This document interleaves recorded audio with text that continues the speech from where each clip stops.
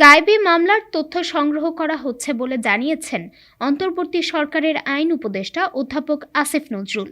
২৭ December রাজধানীর কৃষিবিদ ইনস্টিটিউশনে জাতীয় সংলাপ ২০২৪ শীর্ষক অনুষ্ঠানে সাংবাদিকদের এক প্রশ্নের জবাবে তিনি একথা বলেন।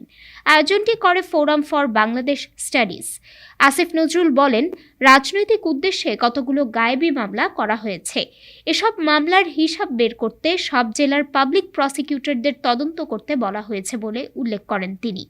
আইন উপদেষ্টা বলেন, আইন মন্ত্রণালয় এখন পর্যন্ত ৫১টি জেলা থেকে গায়েবী মামলার আনুমানিক হিসাব পেয়েছে। আরও ১৩টি জেলা থেকে তথ্যের জন্য অপেক্ষা করা হচ্ছে। আসিফ নজরুল বলেন, অন্তর্বর্তী সরকার ক্ষমতা গ্রহণের পর ৪,০০০-এর বেশি পাবলিক প্রসিকিউটর নিয়োগ করা হয়েছে। গায়েবী মামলার তথ্য বের করতে তারা কাজ করছেন বলে জানান তিনি। ডেস্ক রিপোর্ট, আজ বার্তা, ঢাকা।